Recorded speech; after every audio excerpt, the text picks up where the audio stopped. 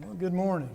It's good to be with you as always. Good to be in the Lord's presence with the Lord's people. Hopefully you've got your Bibles with you. You'll open them up and we can join in an hour's study. If you will, please turn to 1 Timothy chapter 6. 1 Timothy chapter 6. You might place a marker there at that passage.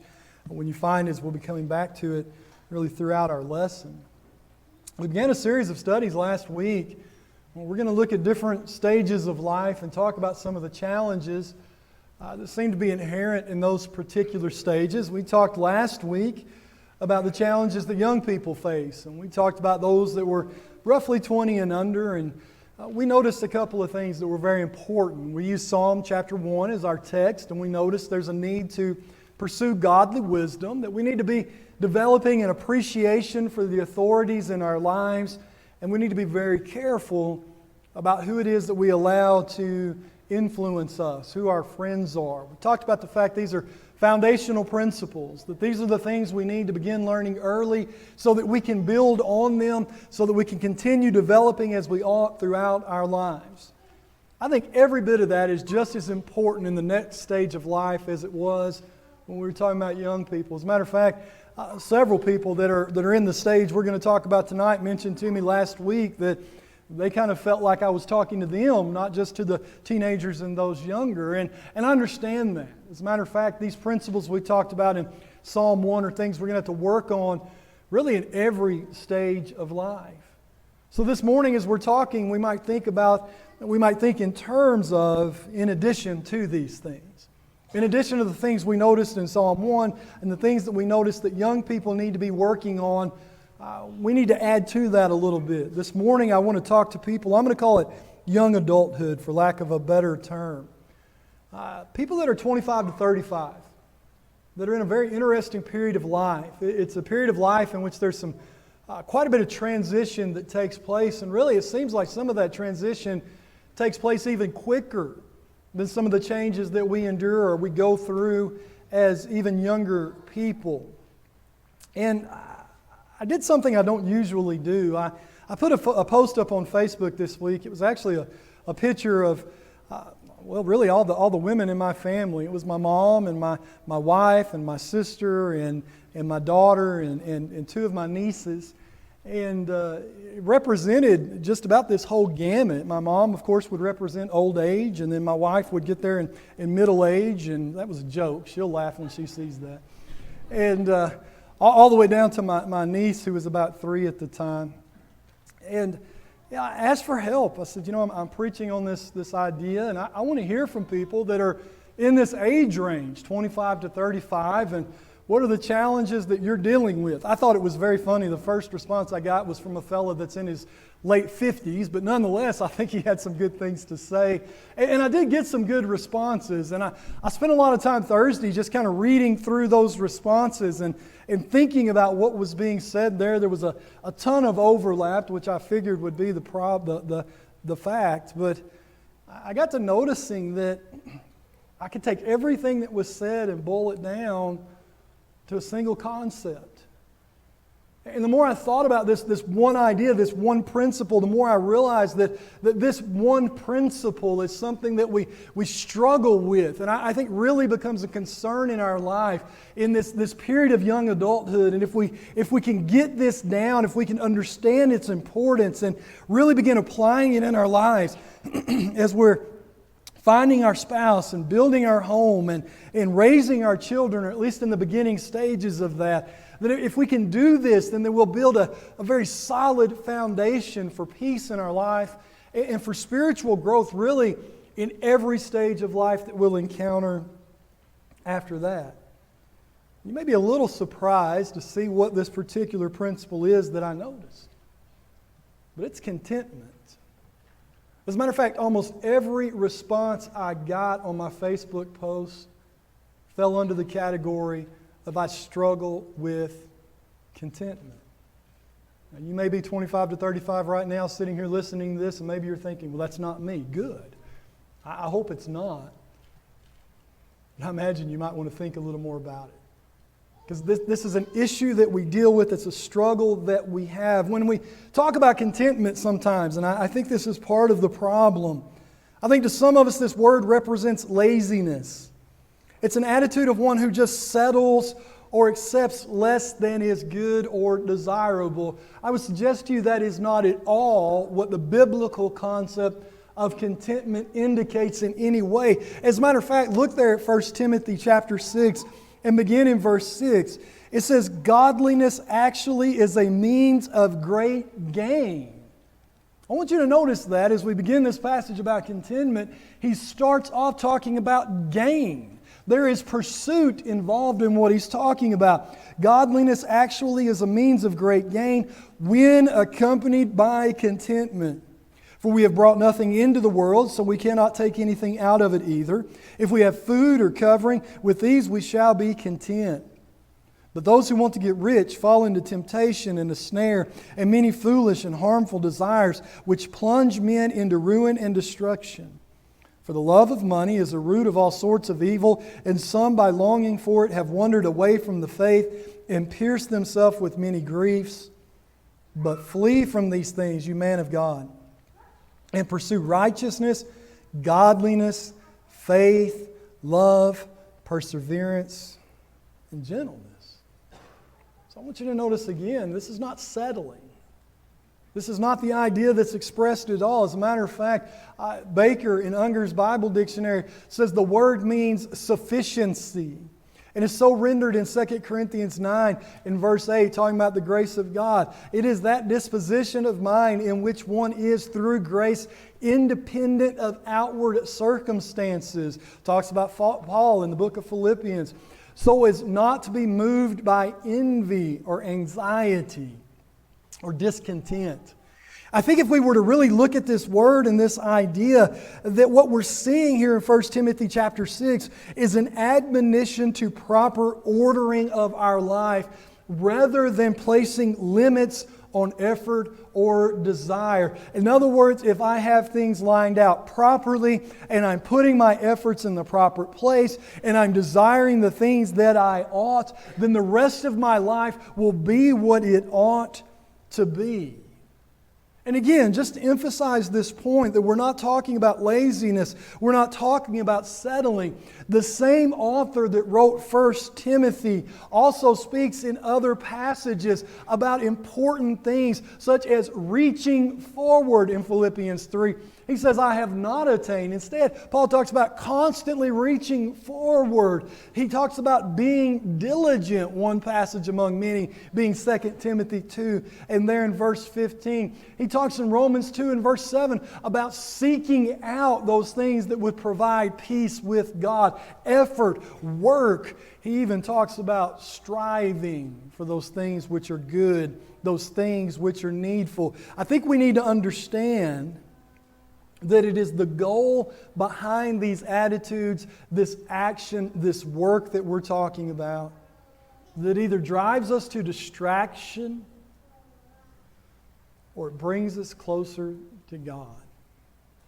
And one thing I noticed as I was kind of going through some of the responses and having a couple of other conversations is this feeling of being overwhelmed. That many, especially the mothers that responded to me, mentioned this feeling of just, it almost sounded to me like drowning, just being completely overwhelmed. And I'm afraid what some people were hoping is that I would try to give them some answer for feeling overwhelmed. Well, there is an answer for feeling overwhelmed. Stop doing some things. That is your body, your mind's way of saying there's too much going on.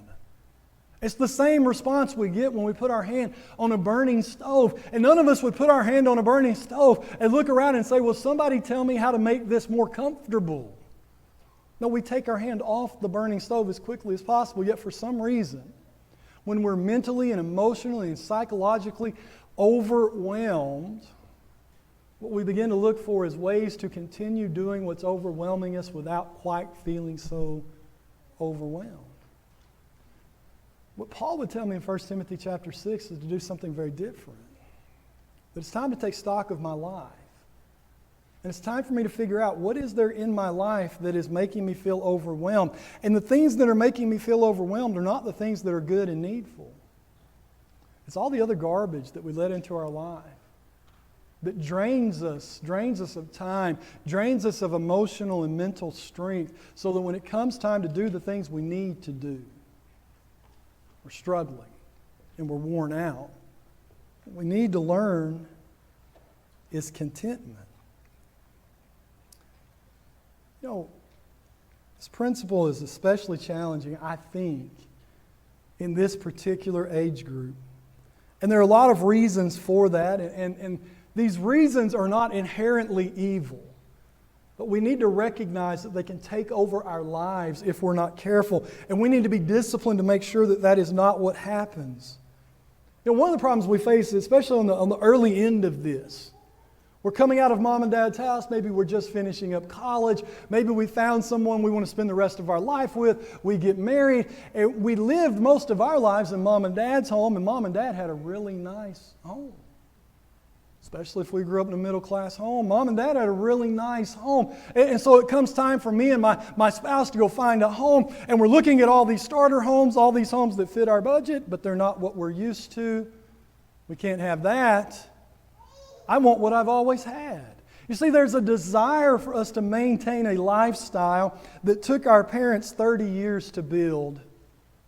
And the next thing you know, we've made some choices and some decisions that create pressure in our lives. Then we have children. There's a pressure for us to give our children more than we had. How many of you starved as children? And yet for some reason we think we need to give our children more. I remember my mom having to buy my clothes in the Husky department. I don't know why I thought my child needed more. It's that kind of foolish thinking, though, that leads us to overwhelm ourselves and to put pressure on ourselves. There's a real need for us to prepare for the future, right? We're beginning to work, we're starting our career, and even at 25 or so years old, we realize there's probably going to be a day where we can't do that anymore, and so we start preparing, and we try to do that through advancement. I'll try to speak today. Advancement and investment, and that takes a lot of time and a lot of effort on our part. I mentioned transition. We go from being a child to an adult. We start figuring out what that means, don't we? How many of you that are adults now remember being a child thinking adults had all the freedom in the world? How many of you became an adult and realized someone lied to you? You were never freer than when you were 16, 17 years old. Something happens 25, 26, 27, and all that freedom is gone. It's replaced with this ugly word, responsibility. We go from being single to being married oftentimes. When I'm single, everything's about me, and it's fine. That makes a lot of sense. And then the next thing you know, I'm sharing a life. And if I want that to be successful by any measure or in any way, everything can no longer be about me. It must be about them, and that brings challenges. We go from no children to parenthood. Maybe the most difficult of all of those transitions. Because now we're not only responsible for ourselves and responsible for us sharing with another, now there's actually a life that we're holding in our hands and we bear responsibility for. It's a scary prospect. The world's expectations of this time period can often lead us to forget about our spiritual lives. There's this working for the weekend mentality that it seems that so many in the world are just swallowed up in. I've got to make as much money as I can between Monday and Friday so that I can cram all the pleasure possible into Saturday and Sunday. And if you're not participating in a lot of those Saturday, Sunday activities, then you're just missing out and there's something wrong with you. At least that's what the world would try to tell you. And so there's some pressure that's building on us to kind of participate in that. There's the pressure to make our children the center of everything. I'm going to spend a little time on this one later on because I think it's one of the biggest things that overwhelms mothers and husbands. This idea that the world revolves around our children is a non-biblical concept. It's not good for you. It's not good for your marriage. And let me help you out a little more. It's not good for your child. And yet we will drive ourselves into the ground, making our children the center of everything. Why, if I don't, I might get mom shamed on social media. Not me, someone else. And then, of course, there's keeping up with the Joneses, right? You know, it's kind of funny to me to notice how many people have boats here in Amarillo, Texas. And I don't mean little rinky-dink boats. I'm talking about big, nice boats. And don't get me wrong, I'd love to have a little fishing boat I could take out once or twice a year. But just walking down my street the other day, I noticed there were 3 big bass boats and a ski boat in Amarillo, Texas. Because we are right in the middle of the best fishing and water skiing in the entire world. 500 miles in any direction. And yet here are these boats. Do you know what a boat costs? It's a tremendous amount of money for something you're not even going to use here, at least if you're going that high dollar route.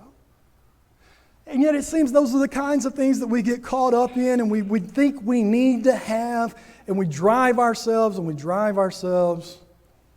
try to compete with the material gains of others.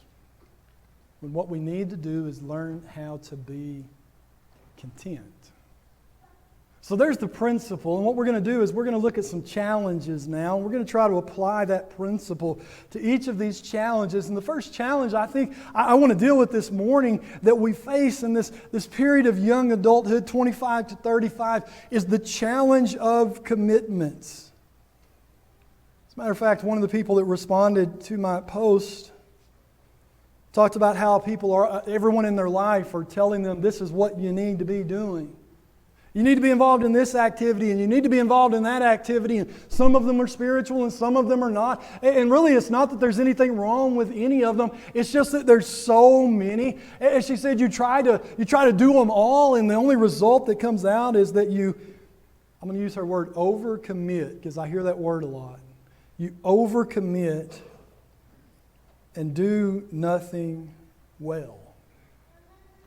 And I think that's familiar to all of us, isn't it?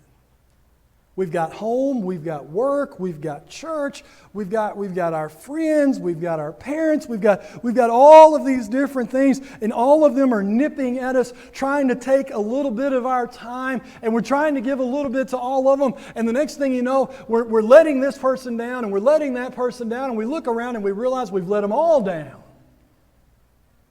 I saw a meme the other day. It said, I'm through with my free trial of adulthood. I'd like to know where to return it.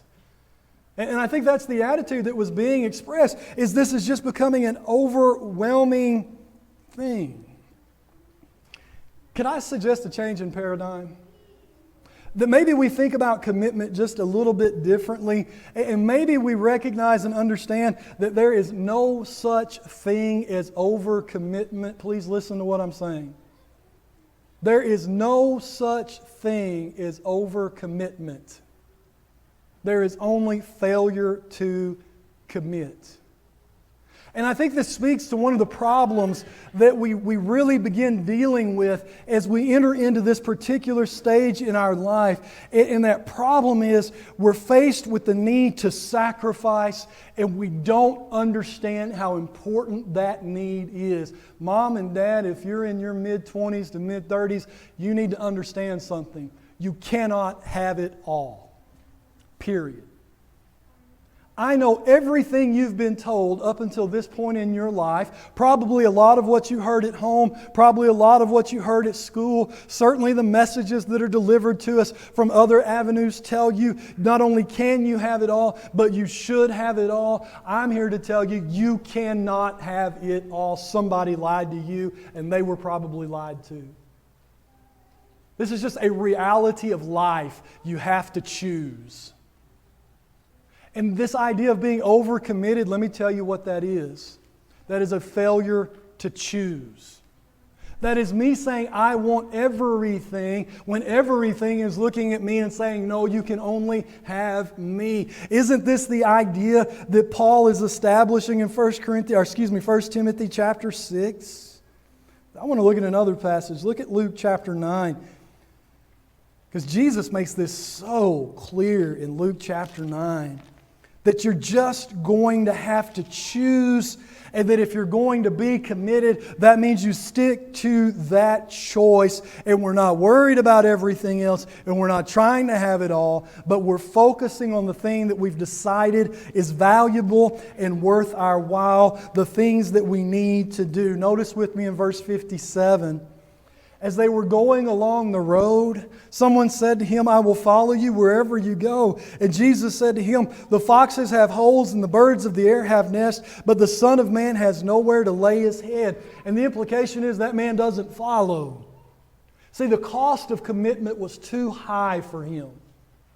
The idea of sacrificing and giving up was too much for him. And so he fails to follow the Lord. Notice verse 59. And he said to another, follow me. But he said, Lord, permit me first to go and bury my father. And he said to him, allow the dead to bury their own dead. But as for you, go and proclaim everywhere the kingdom of God. This man says, hey, the timing of the commitment is inconvenient. Lord, I want all the benefits of a relationship with you, but I've got something else I'd like to do first. The timing was inconvenient. You know, when you put it that way, that doesn't sound that odd to us, does it? The idea that Jesus says, no, you can't bury your dad, that sounds atrocious. How could he say that? But that principle, I'll serve but not now, Lord. Brother, I think that's one of the greatest disturbances to young adulthood. You're in a period in your life where you have this tremendous opportunity to grow in your service to the Lord. That means your service to the church. That means your study and understanding of Scripture. That means everything that's involved in being a Christian. You've got this moment in which you have the ability to grow and be of service. But unfortunately, so many times it's that period of life where we say, not right now, Lord. I'm too busy. I've got too many other commitments. And what happens? Friends, I can tell you right now, if you're not growing to be what you ought to be right now at 25 to 35, you won't be what you ought to be at 45. And you won't be what you ought to be at 65. You have a moment now to commit to the Lord, to look at Him and look away from everything else. But keep going in the text. Notice what he says there in verse 61. Another also said, I will follow you, Lord, but first permit me to go say goodbye to those who are at home. Notice what he says here in verse 62, because here's the definition of commitment. But Jesus said to him, no one after putting his hand to the plow and looking back is fit for the kingdom of God.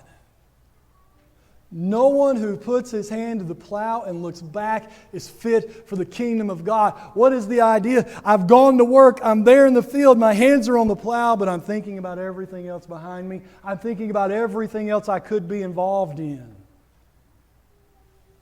A failure to commit.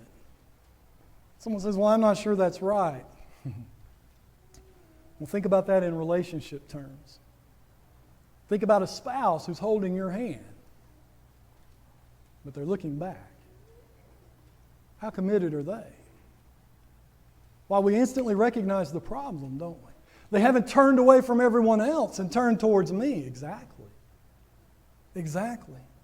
So often this idea of being overwhelmed is me simply holding the plow with one hand and looking around and noticing all the other things that I could be involved in, when what I need to do is choose the Lord and choose what He puts first and commit myself to that and turn to it with a whole heart. And then having done that, what I have to do is I have to set some clear boundaries. I have to set them for myself, and I have to set them for other people around me. A lot of times those other people are people that mean very well in my life. Sometimes it's my mom and dad.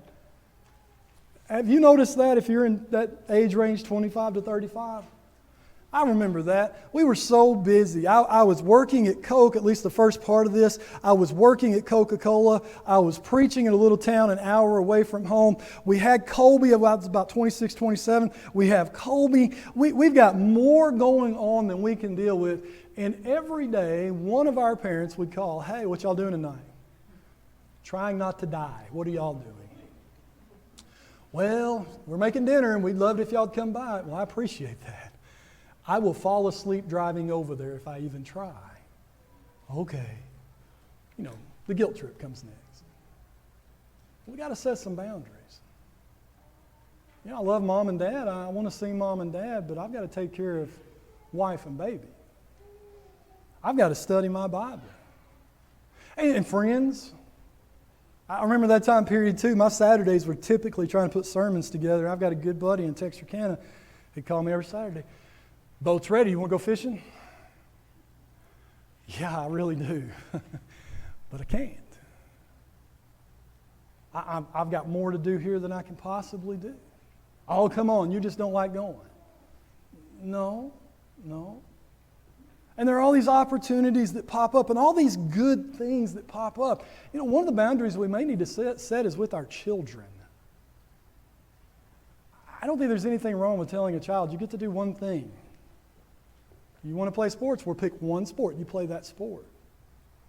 Or you can do orchestra, or you can do band, or you can do taekwondo, or you can do one of the 90 million other things that we've come up for children to do.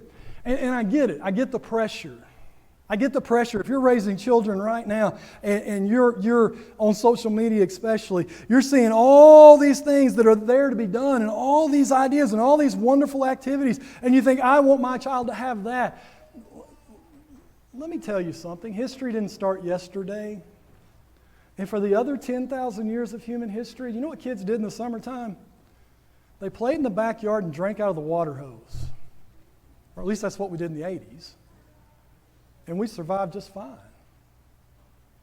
We survived just fine. I'm not saying neglect your kids. I'm not saying tie them up in the basement and lock the door all the time. I'm saying that you don't have to be a slave to your child. And that your commitment to the Lord, your commitment to your spouse, may require you setting some boundaries. Challenge number 2, finances. One young man responded to me. So one of the problems he had noticed is this idea of just having too much stuff. And having too much stuff causing people to lose sight of spiritual priorities in favor of our need for stuff. I think this works out 2 ways in this young adulthood period. And it may depend on which end of that you're on. It may just depend on you personally. You know, I mentioned earlier this challenge of being a young person, and I mentioned this because I fell for it. You know, my wife and I, we grew up in homes where our parents had done fairly well for themselves. We lived in really nice houses. They drove good cars. They could do things that they wanted to go do. It was a nice lifestyle. And then we got married and we thought that's how you're supposed to live. Little problem. I was earning about 1/3 of what either one of my parents were making or our parents were making. We didn't have the money, but that's okay. Did you know you actually do not have to have money to live an exciting lifestyle? They will give you a piece of plastic that you can take to anywhere you want to go and get whatever you want to get. As a matter of fact, you're about 25 years old. They're probably sending them to you in the mail almost every single day. Boy, we did it. We bit hook, line, and sinker. We grabbed that plastic and we went and we had good times. And then we found out that the wise man was right over in Proverbs 22 and verse 7 when he said the borrower is slave to the lender. The borrower is slave to the lender. And you know what we found out? That debt we had incurred, boy, it was a chain around our neck.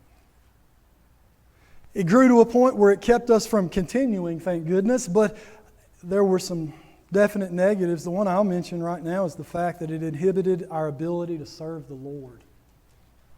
Someone says that's not how that works. Debt can't inhibit your ability to serve the Lord. Yes, it can.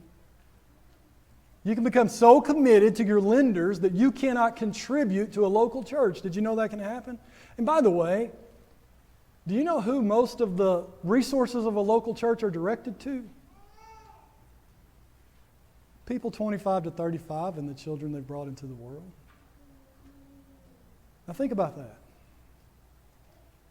Think about that. What if I've so misordered my life that I've enslaved myself to someone else, and because of that enslavement, I cannot contribute to the local church, and yet the local church is consistently and constantly working to contribute to my spiritual growth. Doesn't that sound kind of out of balance?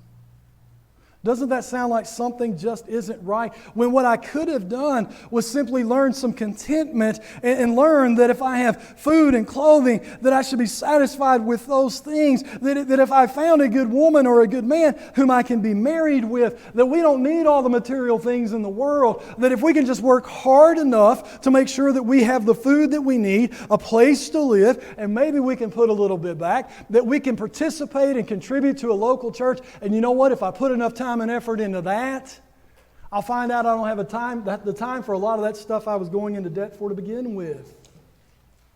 What a different way of looking at things if I could simply learn to be content. Then there's the other side of this. I was amazed what I saw.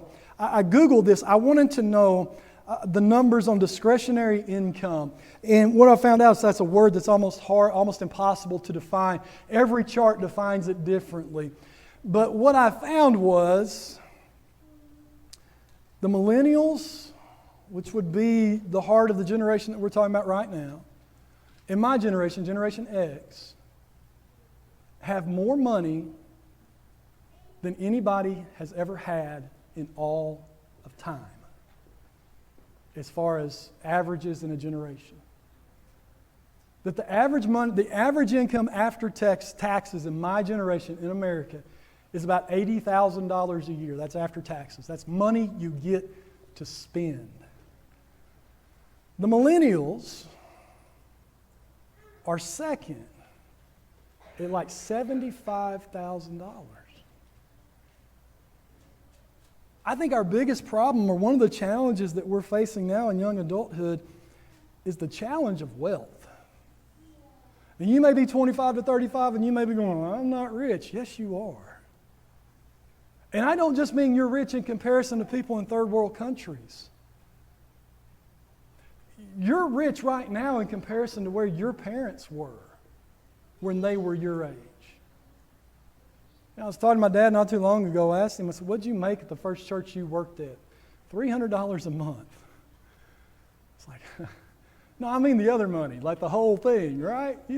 $300 a month. I can't even, I think my gas budget every month is $200 just to drive around town. We have more money than we've ever had, and these younger generations have more money than anybody else, and it's the first time in history, and there's so many places to go spend it. And I think that becomes a challenge for us sometimes. What do I do with all this money? Someone says, no, we don't think that way. How many times a week do you eat out? How much is your cable bill? You know your cable bill right now is more than the average car payment 20 years ago? Let that sink in for a minute. And so there's this challenge to go, go, go, go. I've got this here. And so now I need to find a way to go use it. How do I recreate? What do I do? How do I use this money? If we have food and covering with these, we shall be content.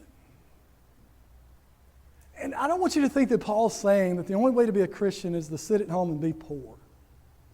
That is not Paul's point here. We could go through example after example after example in both Old and New Testament of people who were faithful to God, who were rich in this world's goods, and yet they still managed to serve God. See, what they had was contentment. They had their life properly ordered, and as a result, they were able to commit to the Lord, not only with their time, but also with their finances. So I need a way of measuring this, don't I? How do I know if I've gone too far?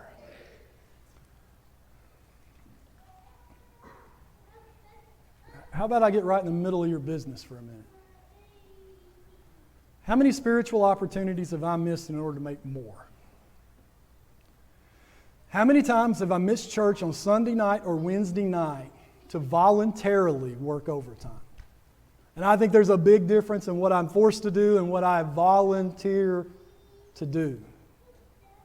How many times am I missing out on Bible classes that I could participate in with other brethren because I either want to make more or spend what I made? In other words, I'm either working or playing, and whatever it is, it comes between me and the Lord or me and my brethren. I like to travel. I really do. I like to go see places I haven't been before. It's been one of the cooler things about moving this far west. I'd never even driven this far west until I moved to Amarillo. And so I got to go into New Mexico. We've been to Colorado. Some things we haven't been able to do before. And I really enjoy that. I'm going to tell you something. This affluence that we have now, especially at younger ages, I think it's putting a premium on travel that is destroying local churches, or at least making it hard for local churches to work. And I think it's shifting the focus on the spiritual away, the focus away from the spiritual, I should say, in our families. Someone says, no. Every time we travel, we find a church and we make sure it's a good church and we worship there. Good. You understand that's not the same thing, right? That being in a random church building on the appropriate times is not the same thing as consistently participating in the program of study and worship that the local church you're a part of has established. And it's certainly not the same thing for your children. There are things your children need to be learning and having reaffirmed. That's what we do back here in these classes. How many times this year have your children missed Bible class because you wanted to go somewhere and do something fun? And by missed Bible class, I mean missed Bible class here. Because you wanted to go do something fun. If you think that doesn't really bother them, do me a favor. Very kindly go ask their class, their teacher, what they think about that. Because I know one of the complaints I hear from the teachers. We have a group of children that aren't here. And so every time they come in, we spend half our class reviewing so that they're not lost. And so not only are those children missing out, but the children who are here are missing out on an opportunity to go forward. That's what the teachers tell me. How often are your children missing out on these opportunities because you want to go somewhere? How much time have I spent away from my family working voluntary overtime? Same idea. You know, when I first started preaching, I lived in Bradley, Arkansas, a farming community, and this was an interesting conversation there because at harvest time there was always this question. At harvest time, which is a very limited window, and a farmer makes his entire income for the year during harvest time, should I harvest during services or should I get off the combine and come to services? And there were really two modes of thought there. One of them said, well, I will harvest on Sunday because I only get to harvest for X number of hours a year, and I'm going to make my whole income, and I'm just not coming to church, I got to go to work. The other one, and I had a lot of admiration for these people. They said, it's the Lord's Day, and I'm going to go worship the Lord. The interesting thing, even with those men, there would be conditions sometimes that they had nothing to do with. Usually a storm coming in at a very inconvenient time, and they knew if they didn't get the crop out of the field today, there'd be no tomorrow. They had an ox in the ditch, if you will. And in those moments, they might miss Sunday. You know, it helped me see something. There is a big difference in having an ox in the ditch and in stabling my ox in the ditch. And it has to do with my heart and my commitment. And young adults, this is the time in your life that you're going to make those decisions. Challenge number 3, relationships. How do we balance children, spouses, God, and everything else? How do we allow all those things or get all those things to work together? And I've put those on the chart in that order for a reason, because I think this is where our problem begins so often, is we have things out of order. Just as we've noticed, Paul talks about contentment in 1 Timothy chapter 6. This lack of contentment is having things out of order. It creates a situation in which I'm driven away from God instead of being pulled towards Him. And so what so often happens, at least once we get to the point of this age group where we have children, is children become the center. And then maybe our spouse is next, and I'm afraid in some situations that's not even true. I think in some situations it's either the cell phone or the friends. that come next. And then maybe we get our spouse in there.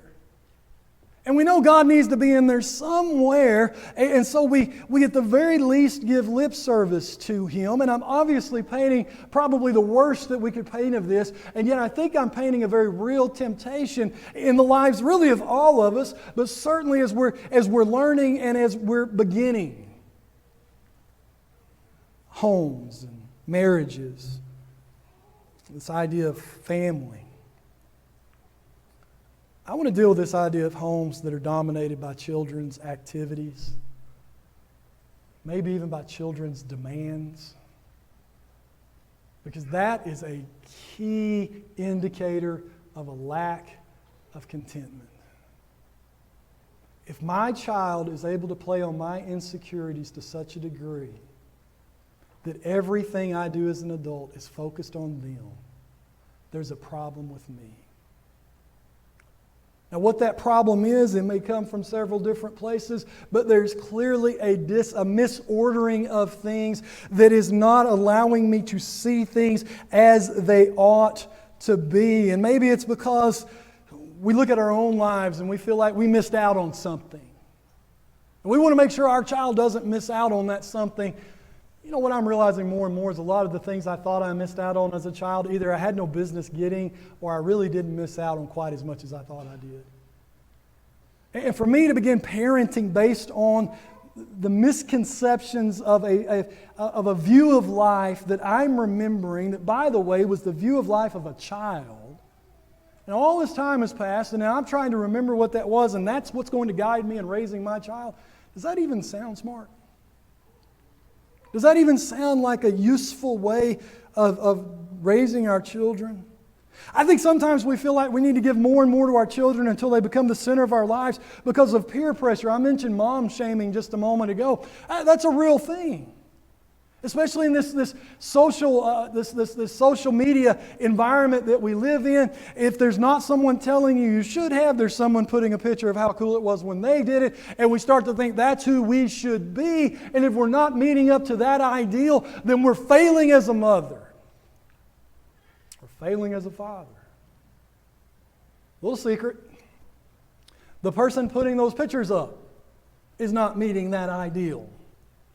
That's a moment in their life in which they have made sure everything looks like they're perfect. That's why they put the picture up.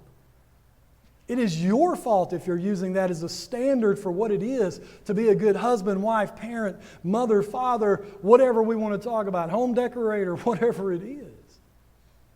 It's a ridiculous lie that we're being told, and yet for some reason we swallow it as reality.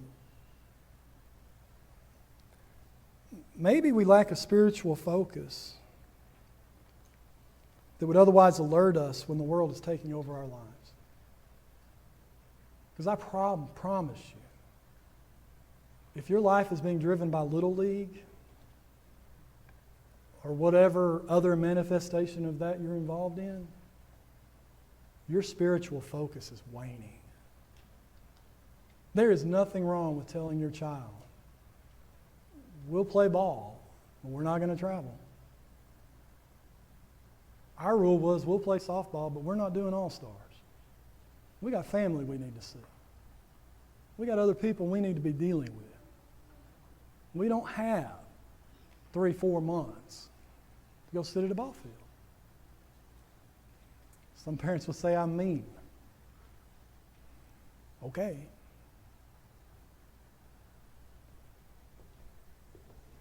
We cannot allow our children to drive our lives. We put our children before our spouses. This is sure to lead to marriage problems. And I think it becomes one of the key problems in the next stage of life that we're going to talk about. Middle age, especially as you're getting towards the middle or the end of middle age and the kids aren't there anymore. And let me tell you something. You're building this foundation at 25, 26, 27 years old if you have children. Moms, I understand that there is a need for about 1.5 years for that child to take almost all of your attention. It's the only way they'll survive, right? But unless there's some special situation, that 3-year-old can sit in a room by itself. And it can learn to be okay with that for a little while. And you can go spend some time with your husband. And someone says, well, I've got 14 children. Maybe I should think that through too. Maybe if I'm not there, I should look around at the challenges of those who've made that decision, because I promise you they'll share them with you. And maybe say, wait a minute. Maybe even in that I'm getting things out of order.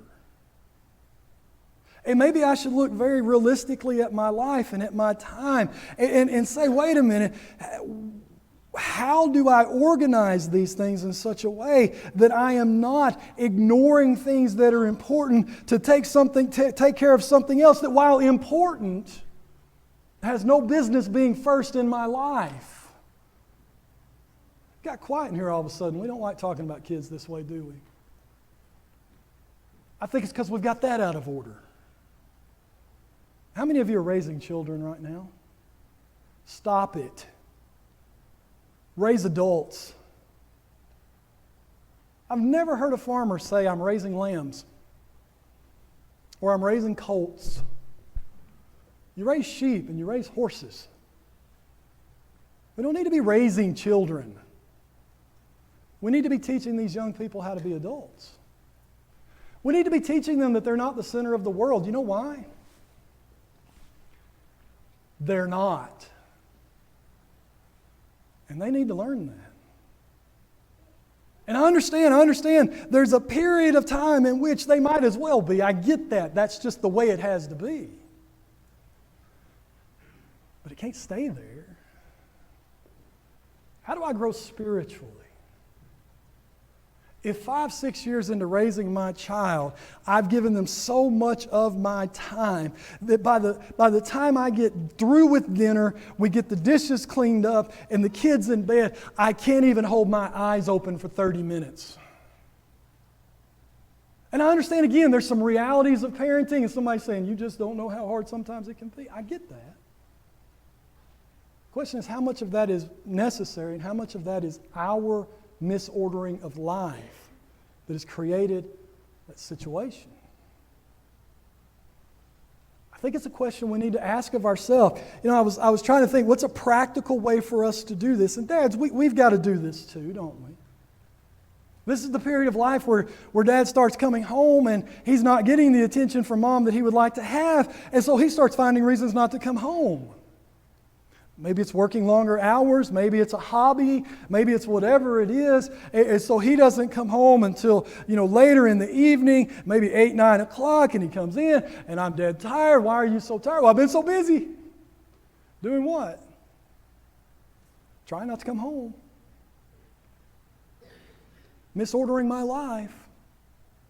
Literally creating cracks in my relationship that will lead to its failure. So how do I deal with this? Well, some of the challenges aren't going away. Have you ever done a budget? Bonnie and I started this a few years back. We sat down every month and we looked at what we thought the expenses were going to be, and we wrote down our paycheck, and we told every dollar in that paycheck where to go. And I heard someone say, do this, and they said, you're going to feel like you got a raise when you get done doing it. I thought, there's no way. It was unbelievable, the places we were wasting money. Little things we wouldn't even have thought about. It all added up. What we found out was we had not a lot more, but quite a bit more than we ever realized we had. You ever done that with your time? Like, what did you do yesterday? I often wonder that when people are sleeping through sermons on Sunday. I know I can be boring sometimes, but I don't think I'm that bad. What did we do Saturday that left us so tired we can't worship the Lord Sunday? What did we do Friday that left us so tired we couldn't spend time with our children, our wife, our Lord? Friday night. Have we ever just sat down and written it down? What have we done? What changes could we make? What could we cut out? Here's what I know. And I'm going back over to 1 Timothy chapter 6.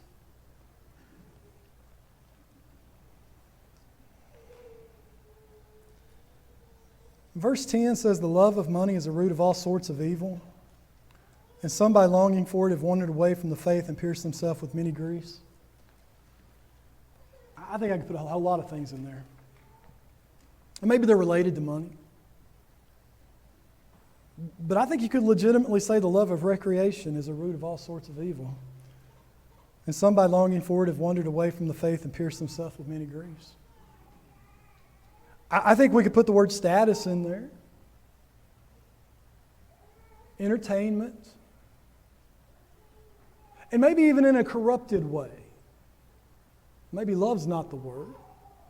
Maybe it's elevation of our children. Many have been led astray. Here's the point. Adulthood comes with responsibilities. It comes with choices that we have to make, decisions that we have to make, commitments that are required of us. It's the time to begin making those decisions. When I'm 25, 26 years old, and making those decisions with the Lord first. Making decisions about what sort of work I'm going to do, how much of my life I'm going to devote to it. Making decisions about what sort of person I'm going to marry and spend my life with. Making decisions about how I'm going to order my home. Making decisions that will bring me closer to God. Learning to be content with what He's given me. To cherish those blessings. And committing myself to Him. If you're here this morning and you're not a child of God, becoming a Christian is essentially the same process, isn't it? It's making a choice and sacrificing all else. It's being content with the promises of God and committing yourself to them. Maybe you're here right now and you haven't done those things. You have a wonderful opportunity, if you believe that Jesus Christ is the Son of God, to repent of your sins, to meet Him in the waters of baptism, and have your sins cut away. You can rise to walk in newness of life. Maybe you've done those things, and yet you've overcommitted. In other words, you've become distracted by this world and you've turned away. He's calling you back right now. He's calling you to commit to Him. If there's sin in your life, why not repent of it?